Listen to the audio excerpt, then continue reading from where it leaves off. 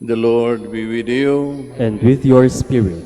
A reading from the Holy Gospel according to John. Glory to you, O Lord. Jesus and his disciples went into the region of Judea, where he spent some time with them baptizing. John was also baptizing in Enon near Salem, because there was an abundance of water there, and people came to be baptized, for John had not yet been imprisoned.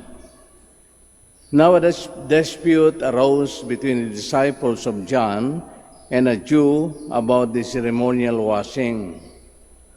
So they came to John and said to him, "Rabbi, the one who was with you across the Jordan, to whom you testified, here he is baptizing, and everyone is coming to him." John answered and said, "No one can receive anything except what has been given from heaven. You yourselves can testify that I said that I am not the Christ, but that I was sent before him. The one who has the bride is the bridegroom. The best man who stands and listens to him rejoices greatly at the bridegroom's voice. So this joy of mine has been made complete. He must increase, I must decrease." The Gospel of the Lord. Praise to you, Lord Jesus Christ. Please be seated. Magandang umaga po muli sa ating lahat. Sa Ebanghelyo natin sa araw na ito, may nakapansin na tila merong konting problema kay John the Baptist at kay Jesus. Pareho silang nagbibinyag. Sino ba talaga sa kanilang dalawa?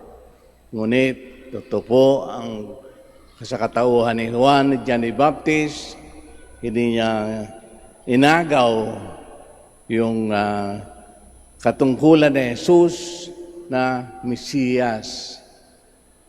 Sinabi niya pa rin na siya lang ang tagapaghanda. Yun lang, wala. Kahit na napakasikat niya na, even mas sikat siya kay Jesus sapagkat nauna siyang sa pagpapakilala at pagtawag ng ang mga tao ay magbago sa kanyang kasalanan sa pamamagitan ng binyag. So how did they resolve this? So napakalinaw po. Ang sagot ni Juan ay, he must increase, I must decrease.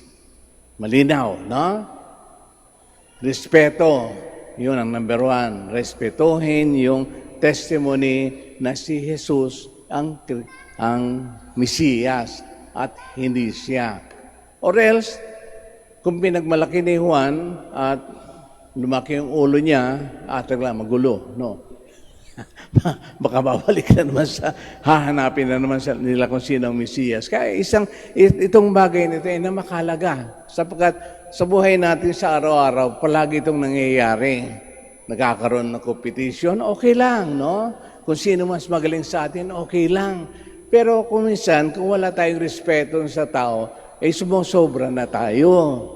Nagiging tayong judgmental, di ba? Tingnan suriin yung mabuti yung ginagawa. Hindi lang ito nangyari kay Cain at kay Abel, no? Pareho sila nag-offer ng sacrifice palangit. Ngunit nakita ni Cain, muskang accepted ni Lord yung sakripisyo niya, kaya pinatay niya si Abel. So gano'n, no? Sa atin man, kahit sa loob ng pamilya, nagkakaroon ng competition, no? Hindi may iwasan yun. Siyempre naman, natural lang na gusto nating umangat, nais nating maging successful, ngunit kuminsan, kung hindi natin masyadong susuriin, kung hanggang saan yung limitado natin, magkakaproblema tayo, no? Kuminsan, nagkakaroon ng yung best friend, nagkatampuhan sapagkat naging judgmental yung isa, siniraan yung isa. At nag-enjoy naman tayo doon. Kapag tayo naninira ng ibang tao, it's so difficult na sabihin mo, ipinapaubaya ko na sa iyo yung yung success na yun, no? Pinapabaya ko, pagbibigyan ng kita. Kung tingnan nyo lang sa eleksyon na darating, no? Nako, ewan ko po kung matutuna ang mata nyo sa party list pa lang, kahaba-haba, no? Sa mga senior citizen, ayaw ko paano kayo boboto, no? Kaya gano'n, no? Ang hiling-hiling nating manira instead na paano tayo para maging masaya, ipapagbibigyan natin. Very limited lang na magagawa na yun. Mas madami pa rin yung kompetisyon, yung paligsahan na mas mausay ako kaysa sa iyo. Laging gano'n, no? Ito yun ang number one na pagkakamali ng tao. Kaya nagkakaroon lagi ng tampuhan, awayan, hindi pagbabatian. Isa pati din maggamot-gamot yun. Ayaw magpapagbigay yung isa. Kahit alam niya nang nakakalamang, ayaw pa rin pagbigyan. Pinipilit niya pa rin, ginigit niya pa rin kanyang sarili na mas mahusay siya. Mali po, no? Kaya sinasabi ko, number one na kailangan natin, yung respeto. Irespeto natin yung tao, kung sino man yun, yung kinukompetensya natin. Sapagkat kung hindi, at saka yung sinasabi natin, kung paano natin nahabaan yung PC ng ating patience, no? Kundi talagang gaganti ka ng gaganti. Yun lang magagawa natin, no? Kapag judgment, sapagkat kadalasan, kapag may competition, nagkakaroon ng siraan, nagiging judgmental, pararatangan ka, kuminsan, mali. Alam mong mali, pero yun ang gawain niyang masamang gawain. So, yun po dapat iwasan, no?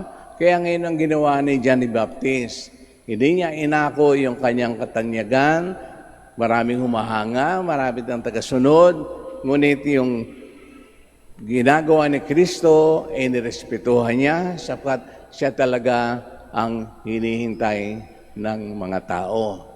Kahit sa pangkalatan, tayo po mga Katoliko, hindi natin ugali mag-compare sa relihiyon ng iba.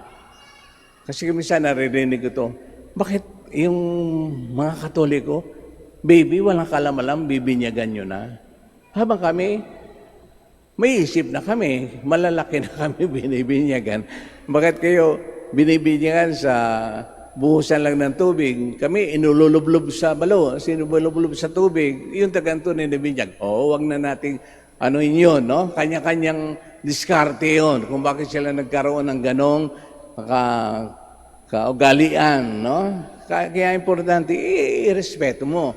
Irespeto mo sila para respetuhan ka rin. Sapagkat alam natin ang laging kapalit na ibabalik sa atin, kung marunong kang magrespeto, siguradong tatanggap ka rin ng respeto galing sa iba.